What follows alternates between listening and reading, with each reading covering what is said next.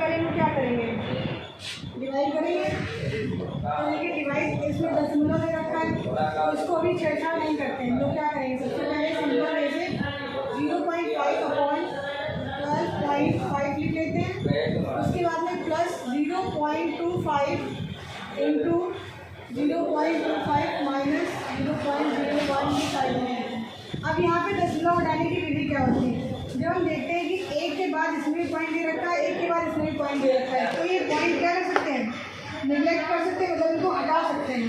लेकिन जब ऐसी स्थिति होगी कि इस तरीके से हमारा दे रखा हो, पॉइंट हटाना है उनको, तो हम लोग इसमें देखेंगे कि 1 2 3 के बाद में पॉइंट लगा रखा और यहाँ पे 1 के बाद में।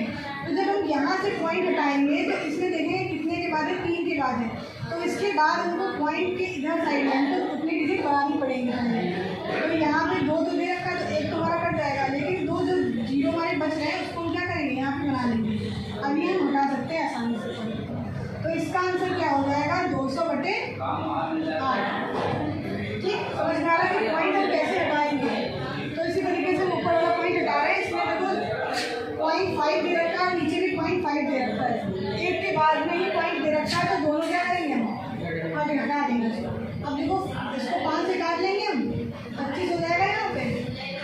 तो ये हो जाएगा 1/25 और इसका हम गुणा कर लेते हैं। अब देखो गुणा कैसे करते हैं, 0.25 एंड 0.25 करते हैं। शायद सीख लेना आराम से भी, ठीक है। अब देखो गुणा एक एक करके बता रहे हैं तो सीख लो अच्छे से। देखो 25 कर लेंगे, 5 यहाँ लिखेंगे, 5 गुना 10 2 12।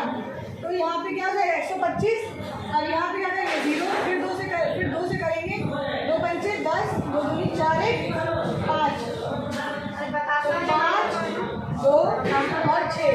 अब देखो यहाँ पे 4 1 2 3 4 के बाद देखो पॉइंट कैसे बढ़ाना घटाना है।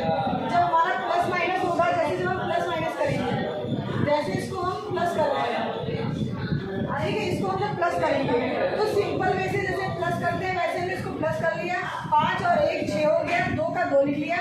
अब यहाँ पे देखो दशमलव दे रखे हैं, इसमें भी 2 के बाद है, इसमें भी 2 के बाद है। तो जब प्लस करते हैं तो हम दशमलव 2 के बाद में ही लगाते हैं, इसमें कोई गुणा नहीं होता है, ना ही इसका कोई जोड़ होता है। जब इसमें 2 के बाद दे रखा है तो हम 2 के बाद में ही इसको लगाएंगे।